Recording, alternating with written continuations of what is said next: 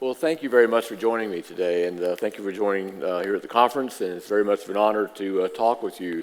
I think the last time we talked at an IAF conference was about 3 years ago. 3 years ago. And quite a bit's happened. You've made a tremendous amount of progress, and I was noting, preparing for the session today, how you had noted in your work program for 2019 that the broad strokes of resolution are really kind of in place, and you're really looking now to add the detail and the flesh on the bones. What do you think are the most important, or what are the most important things that you want to put flesh on the bones to? Well, first and foremost, thank you for inviting me, and thank you for you to come over, because it's a pleasure.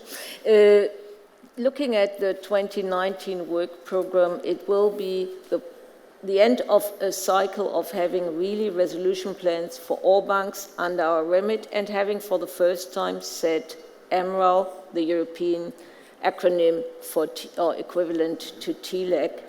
And I think it's rightly said that we are now at a point where we have broadly finished our policies, only to start shaping them now for the new banking package, and are really working on how to make banks really resolvable, how to implement this, meaning, and just to offer some further questions, MREL needs a playbook how to introduce it. You can have a very nice concept of bail-in, theoretically very easy.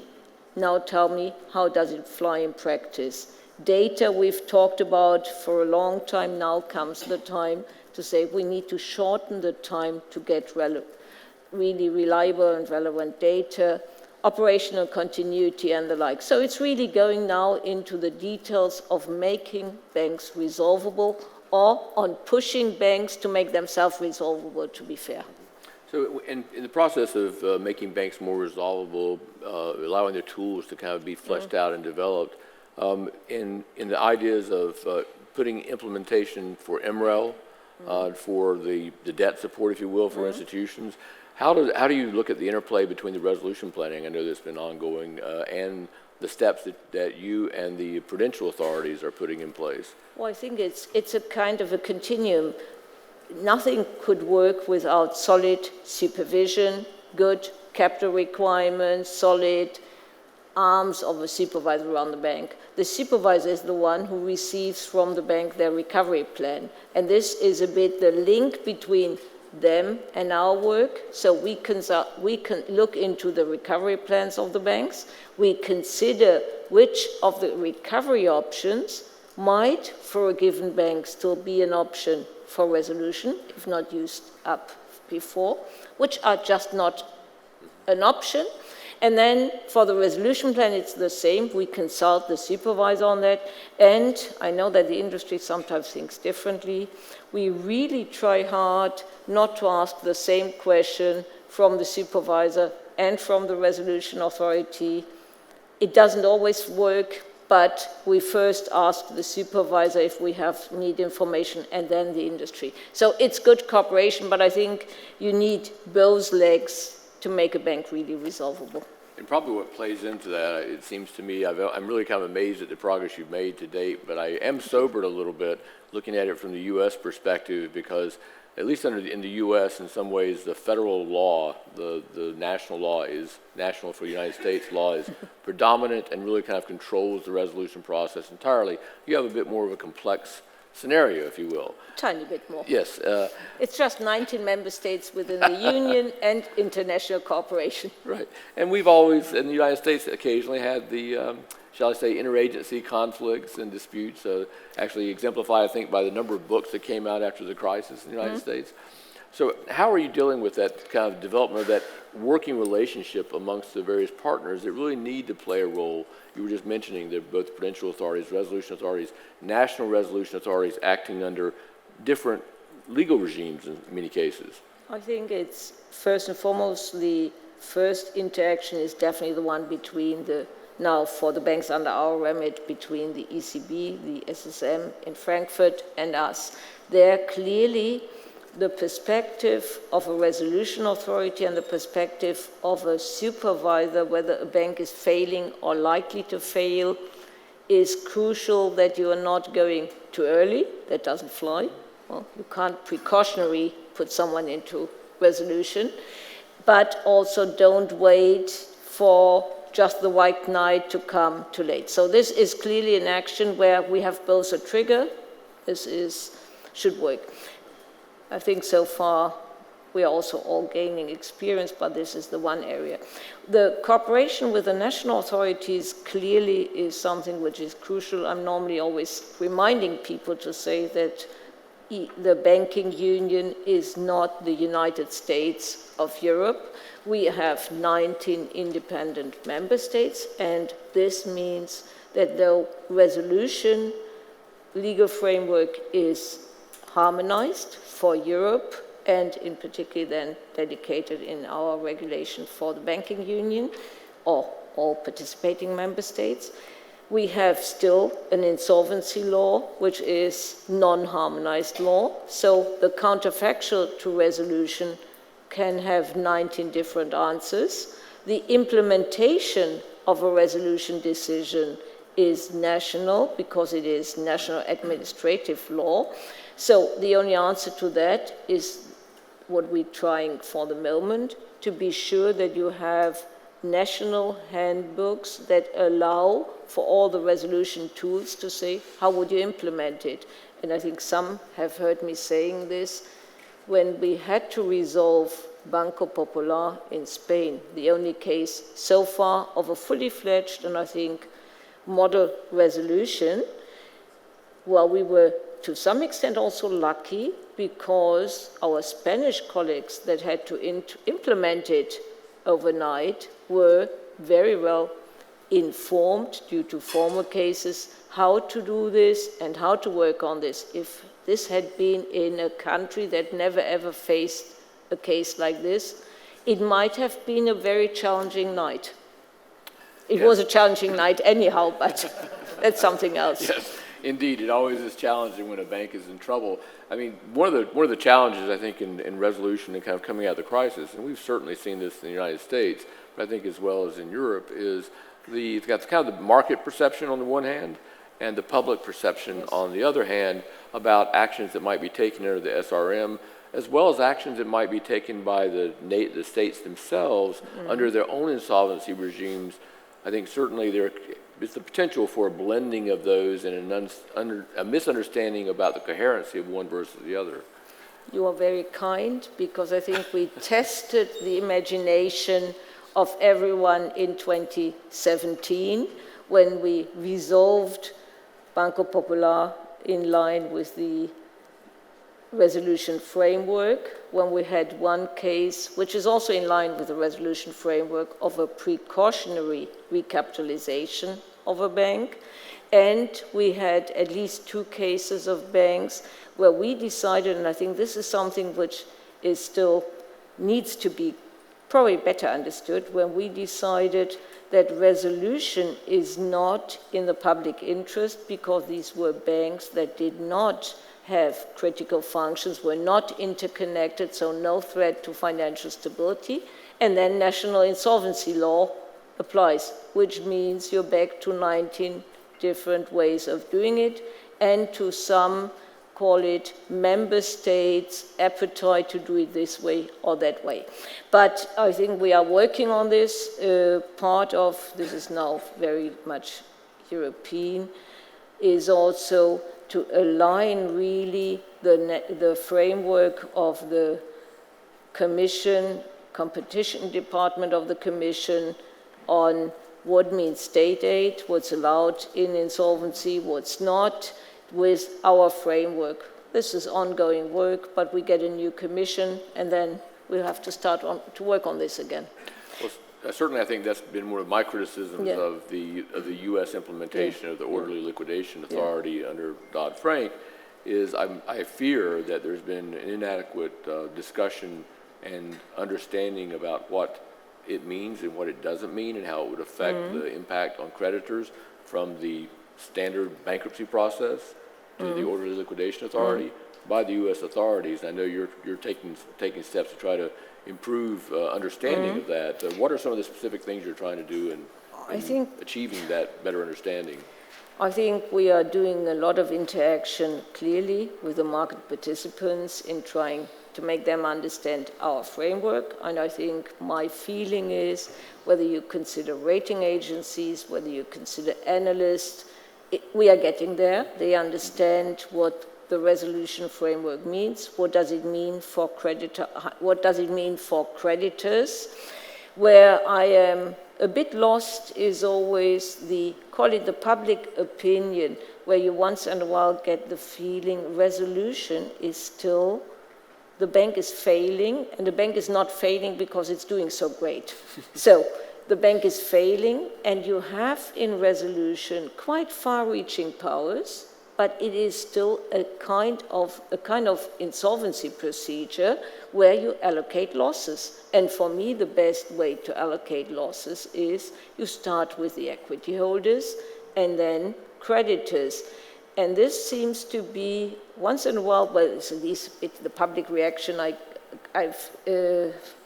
we faced in the Spanish case, as if resolution is miraculously making losses go away. No, they get allocated, and they don't get allocated to taxpayers, they get allocated to equity holders and creditors. Yeah, that's one of the biggest challenges. Yeah. And if you look at some of the most innovative steps are things like MREL and TLAC. Yeah. We talked briefly about that. I've always been of the view that in some ways the introduction of total loss absorbing capacity, yes. MREL, was like fundamental to actually having a resolution process that could work with limited or very limited impact, hopefully, on the broader economy. So what you had basically had a policy you adopted in January for the most complex banks that you were talking about. What are some of the steps that have been implemented since then to kind of make it more usable, if you will? Well, I think we have started out in 2015 or 16 precisely to implement MREL. And we have tried to be moderate, or as one of my colleagues would say, not to create the crisis we want to prevent, in saying let's start out with indicative targets. But we are now in the process that, as I said, end of this year, all banks will have on a consolidated basis, but also for their major entities within the group, MREL, binding MREL targets. We have been, and I agree with you, or you could say MREL is not the only thing you need to have to make a bank resolvable, but without the means, the rest doesn't help you very far either. So MREL is crucial. We have started out to say for the banks, we are willing to give a transition period of up to 4 years, which means there's no point in giving a transition period if the bank already adheres to the requirement. But if it takes time, then we want to follow their funding plans to make sure that this will fly. And to be fair, well, at the beginning, I always had the feeling that some people were coming up with horrendous numbers of MREL shortfall, which basically meant the end of civilized life anyhow. Right. The number, it is still a large number. It's 100. Our last assessment on the 18 policy was around 170 billion concentrated in some member states, but it is was a manageable number. It's on the website, you don't need to take notes. The second part is for 2020, we are now starting to implement the new banking package. And for everyone, but I think that's known here, the banking package was published on the 7th of June, and some of the rules of the banking package are immediately applicable on the 27th of June. This is basically the TLAC requirements for GSIBs, and this is the requirement to get permission for early redemption of MREL instruments. I won't go into any detail. We are working on trying to publish, hopefully by the mid of next week latest, our first an addendum to our MREL policy, just to point this out, and also to give some ideas on how we want to handle the permission for early redemption so that the industry has clarity there. It's a short time period. And we are working on a new MREL policy. And here I think we were lucky that, oh no, we were smart, of course. We were good in saying that we tried with the 2018 policy to a bit anticipate the direction of the new banking package, but the 2018 policy is clearly rooted in current law, and the new policy will then embed and will then ensure that the 2020 resolution planning cycle will be based, decisions will be based at the end of 20, early 21 on the new legal framework, meaning more subordination, tighter eligibility, and internal MREL and no longer entity-specific MREL, just not to go into too much detail. Right. Well, given the late-breaking news, if you will, of the new banking package coming into place, you'd mentioned obviously the implementation or developments about MREL. What other aspects of the new package do you think make you happy? What make you a little bit less happy? I would still start with MREL. On MREL, what makes me happy is more articulate quality and quantity of MREL. What makes me a bit unhappy there is it is a very, it's very elaborate, but it might also be operationally challenging. And like any other compromise in politics, in reading the rules carefully, three people might have slightly different views of what precisely does this mean. So we are now really trying to get our arm around for this. So the complexity of the rules is the one thing. And then what makes me a bit unhappy is you have to take decisions on internal MREL, and the political masters have decided that internal MREL is 90% off. Now, I think people that have heard me talking before have heard me that within the TLAC framework, 75 to 90, a bit more flexibility at the center is better. But we are good citizens. We adhere now to our political masters, so it's 90, which makes it a bit difficult to ask for the others to stay at 75, but that's something. The other topic is clearly internal, and this is a long debate about, you can make it a debate about home host trust. We have some rules in where potentially the equilibrium within a group can be overruled by the subsidiary or by host countries. This we have to just to watch out. I'm just seeing that there is a bit of home host tension in. Let's see how it works out. I'm an optimist by nature, so I hope that always good common sense prevails. Well, certainly, I think the view in the U.S., and I think probably in Europe as well, is that a little moderation in the MREL or TLAC levels could help perhaps with that home host cooperation. You incentivize parties to work, and you have to the point you've made, the ability to adjust upwards if you have a particular banking model, a particular institution that may pose additional risk. If you have it at 90, there's not really much flexibility to adjust upwards without absorbing all of the available debt.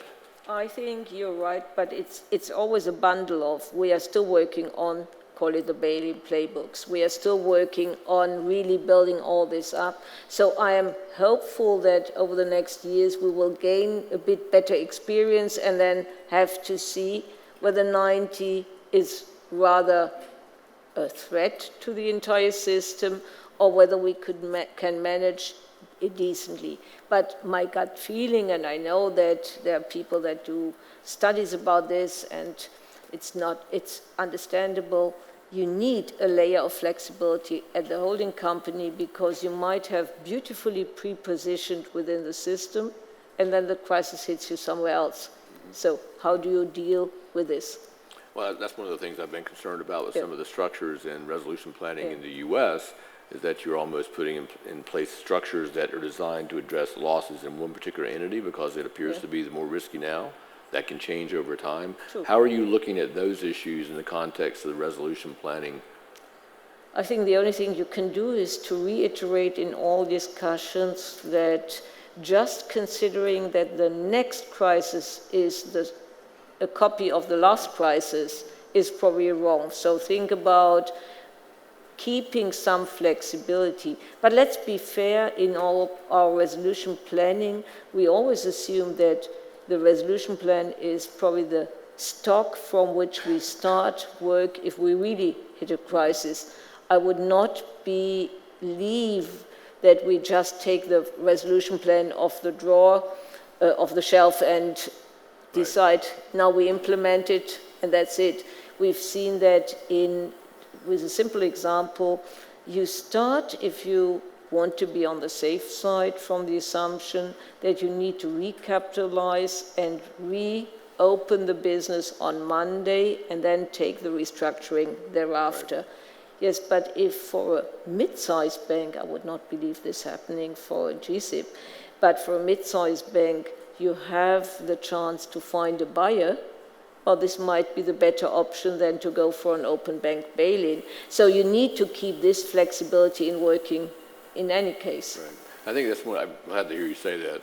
Not that I'm surprised, because one of the misperceptions I think that a lot of people who haven't really looked deeply at this issue, my humble opinion, have mistaken is that, oh, you could never resolve a GSIF or GSIB over a weekend. And the answer to that, of course not. No. But you're not trying to resolve it over the weekend. You're trying to recapitalize it and identify funding sources and be able to restructure over time so that you can return it fully to the private sector control, et cetera. That's really the theory in the United States as well.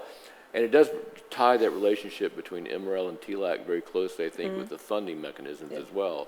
If you're recapitalizing with bail-inable debt, you're really looking at funding to provide that liquidity bridge that you need in order to have funding when the market is not immediately going to jump in and say, we'll fully fund.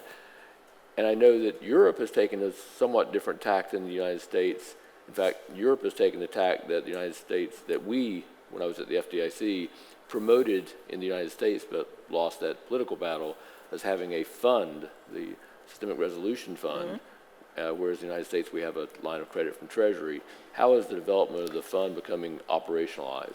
Well, the fund is now standing by the end of this month at roughly 33 billion, which is a bit half-time to our full size of the fund. The political debate that was a result of last week's Eurogroup is that we are now finalizing the work around a backstop to this fund, because the fund will have roughly 60 billion end of 2023. And then we will get a roughly, or actually same size backstop from the European Stability Mechanism, so that we would have 120 billion. Still, this fund can be used to recapitalize if the MREL is just not enough. It is an industry-funded fund, and for the 60 billion we could lend from the ESM, we would have to repay it, so there's also an end to it, because you can't lend indefinite if you're not able to repay. But we have still not solved, so I would basically politically or conceptually tick off, we get the backstop, so we have the fund available. Hopefully never ever to be used, but we'll see. What we haven't solved is really liquidity provisioning on Monday morning, and I think with my humble ideas and reflecting on what we discussed at the FSB table, we were a bit overly optimistic in saying you recapitalize the bank, and then the bank is able to fund, because it's a solvent bank, at least decently more solvent than on Friday. It's all cleaned up. And the bank can fund itself via ordinary monetary transactions with the central bank and with the market. Unfortunately, the bank that on Friday evening goes into resolution will probably not have abandoned collateral available, or good quality collateral. So on Monday, the bank will be as straitjacketed in liquidity as it was on Friday, and the market will probably scratch its head for quite some time before providing funding. This is why we have gone back to to our political masters and have said we need to consider a funding facility. Well, you have the FDIC has a credit line, and then there come some instruments on which you don't have a guarantee, but a bit this feel of we'll get it when we need it. The Bank of England has put out that they could provide liquidity, subject, if they needed a guarantee of Treasury. And there starts the European problem, because we are now also considering we need a solution for credit, for liquidity. The ECB would point to their framework and say, of course, and they need collateral. And then you cross a bit various circles. The good news is there are 2 or 3 ideas that get heavily discussed for the moment. The bad news is we are not yet at a solution, and one of the arguments is we don't have one treasury that would in the end probably be the line, and we have at least a number of treasuries that say never ever on our budget. So we'll have to see how we get there. It's a work in progress. Yes. As always is. One of the criticisms I've had in the United States is, I think, a failure to really talk about and go far enough about some of the details of that funding process. So it's really important to get that work done. I'm very heartened to hear all the work you're doing here. I think more needs to be done in the U.S. as well. There's one argument which I think we all need to spread the news. If we do a good job in resolution and recapitalization, then by all logic, this funding is not capitalization, not recapitalization in disguise, but really funding. So the risk in itself should be inherently low. But this is something which is still needing a lot of work. The mechanics need a bit more work. You've also spoken and related to the banking package about some concerns about how the moratorium tool could be used in certain contexts. Do you want to elaborate a little bit on that now that the package is in place? Now the package is in place. We got a moratorium of 2 days, which I think I've always explained it, and coming from a country that always had a moratorium tool, for me the moratorium tool is somehow a bit a last resort if we need Monday morning or Tuesday. We had asked for 5 days or a bit more. I'm happy that the moratorium tool now, because that's the only way it's useful, is really expanding to all liabilities and not limited to certain, where you would then say that's not solving the problem. Hopefully we'll never need it. And I can't, and I think I've said that in the beginning, for me the moratorium tool was never a tool that I could envisage in a global environment. It is probably more the tool if I need another day to find my final solution for mid-size or smaller banks. But this is more personal guessing now, or gut feeling. Well, certainly, and for a GSIB, it's going to be critical that when the market opens on Monday, that when the markets in Asia open on Sunday, that they're going to be operational, in fact, almost over the entire weekend. So whether but we have the stay clauses, which I think we definitely need. Yes. Yeah. Whether it's 1 day, 2 days, or 3 days, or 5 days, it's probably irrelevant in some ways. Yeah. In Dodd-Frank, I had argued for 3 days, hoping I would get 2, and I got 1. So, see, that's why we started with 5 and got 2. So one thing, just as we're kind of finishing up here, I've got a couple of minutes left. I know that you've been talking a lot about developing a more mature and well-functioning organization within the SRB. What do you think are the key things you want to do there? And I know you've made tremendous progress to date. Well, I think building up the SRB means we started in 2015 with having at one point more board members than staff, which is not the best way of organizing. But we are now currently we have 325-ish staff. We have to realize that we are living in a competitive environment, but we have been, I think, good in hiring staff with diverse background, also staff from the industry, which I think I was always very keen of. Unfortunately, we are also once in a while losing staff to the industry or losing to the Commission. Well, that should be a good sign. The Commission had recently a competition, and a number of our staff made it to the top of their list, and I said, I'm not sure, should I now be very unhappy that we are losing very good staff, or would have been even more unhappy if our staff had not been considered good enough? Right.